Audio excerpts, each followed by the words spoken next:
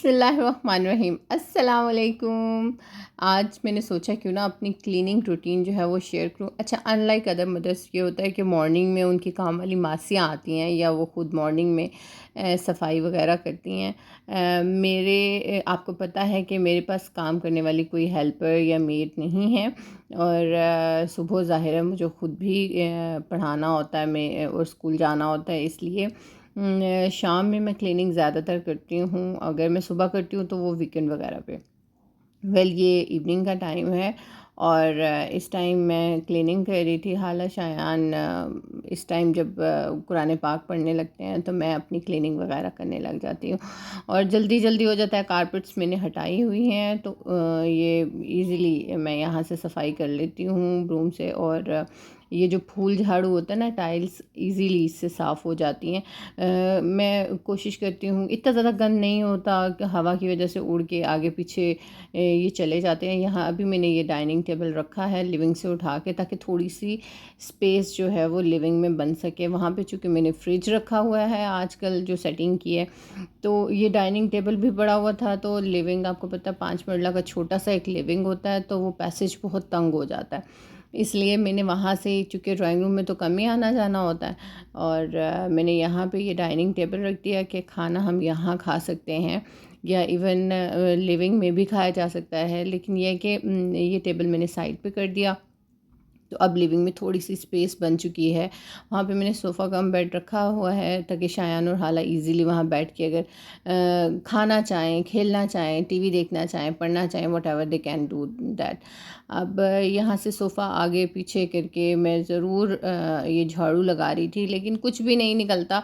अल्हम्दुलिल्लाह बच्चे बड़े हैं तो वो इतना ज़्यादा कचरा नहीं करते। हाला की बात मैं बिल्कुल भी नहीं करूँगी, बिकॉज़ हाला जो हैं वो जहाँ बैठती हैं वहाँ पे कटिंग शुरू कर देती हैं। पेपर्स होते हैं और अक्सर पेंसिल्स, पेपर्स, बहुत से स्क्रैप्स जो हैं वो मुझे मिलते हैं, क्योंकि हवा से उड़ के चले जाते हैं। कोशिश तो वो कर रही होती हैं कि मम्मा मुझे डांटेंगी इधर उधर से जब कचरा उठाएंगी।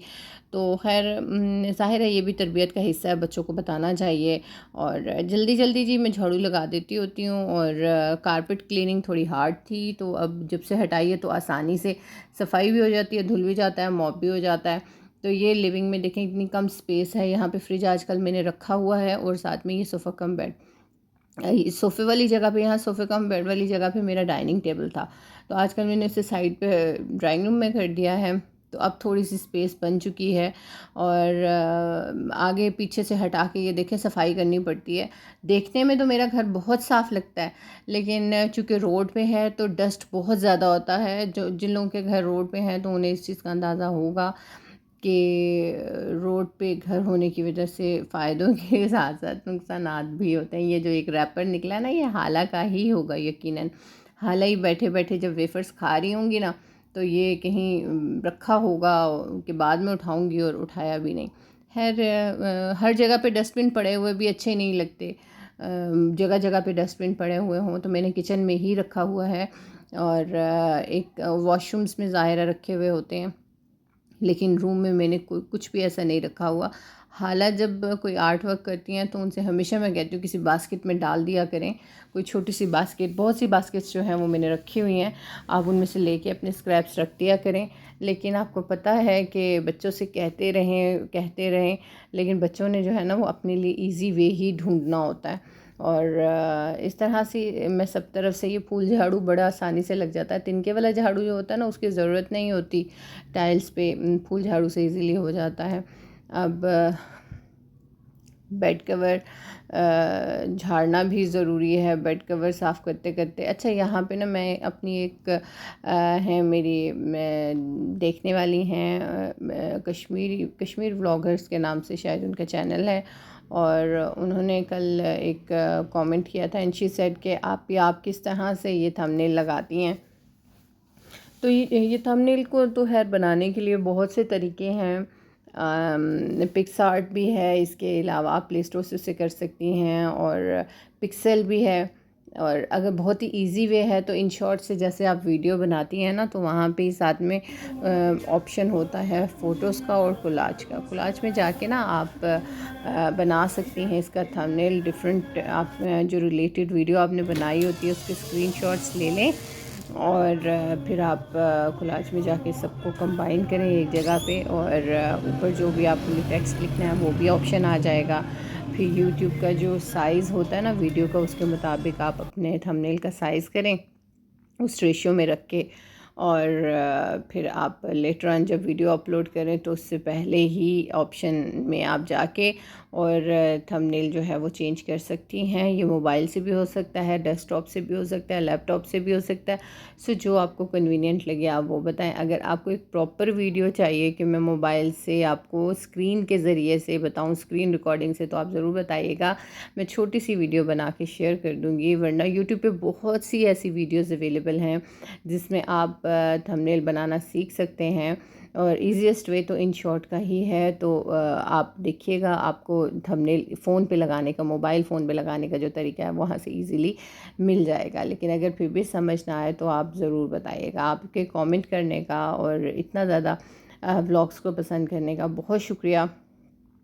अच्छा जी, ये तो मैंने झाड़ू लगा दिया, सब तरफ से क्लीनिंग हो गई, दरवाजे आगे पीछे से ये है कि करके जो कचरा निकलना था, डस्ट वगैरह निकलनी थी, कुछ रैपर्स थे वो निकल गए। अच्छा, ये मैं डेली बेसिस पे करती हूँ, मेरा घर क्लीन ही रहता है।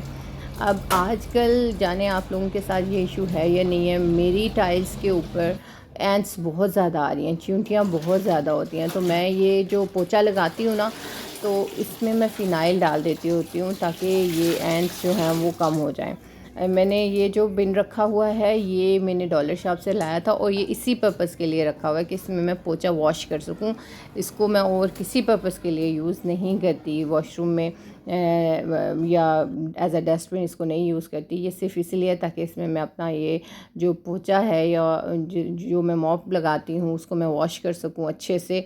मैं पानी से धोने के बाद फिर उसमें डिप करके फ़िनाइल से मैं लगाती हूँ, और काफ़ी गीला गीला सा लगा छोड़ती हूँ, बहुत ड्राई नहीं कि वो फिर पंखा लगा देती हूँ, ड्राई हो जाता है। उसके बाद अगर बहुत ज़्यादा फ़ील हो रहा हो तो मैं फिर बड़ा सा टॉवल था ना, उसके 2 टुकड़े कर दिए थे, बाद में ड्राई जो है वो टॉवल भी लगा देती हूँ ताकि निशान ना बने टाइल्स पर। फिर डस्टिंग ये है कि डस्टिंग की मेरे घर में बहुत ज़्यादा ज़रूरत होती है, क्योंकि मेरा घर मेन रोड पे है।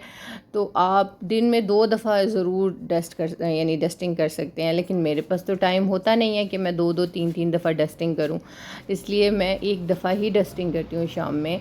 और डाइनिंग टेबल वगैरह तो यानी आपको आते जाते जब भी आपको खाना लगाना है या बैठ के खाना है वहाँ पे आपको उसकी डस्टिंग करनी पड़ती है। लेकिन ये जैसे सामने ये मीडिया वॉल है या बेड के ऊपर उसका जो हेड है, ये वो एक दफ़ा ही डस्टिंग मैं करती हूँ, बार बार मैं नहीं कर सकती।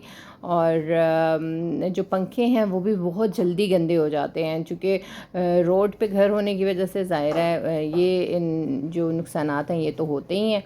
तो इसीलिए जी मैं क्लीनिंग करती रहती हूँ। आई होप आपको ये मेरी जो डेली की क्लीनिंग रूटीन है, जो एक नॉर्मल हर मिडिल क्लास घर की होती है, अच्छी लगी होगी। लेकिन फ़र्क ये है कि यहाँ पे मेरी कोई हेल्पर नहीं है या मेरी कोई काम वाली मासी नहीं है, मुझे अपने सारे काम खुद करने होते हैं as a single mother. I hope आपको मेरी ये जो क्लीनिंग की रूटीन है ये अच्छी लगी होगी।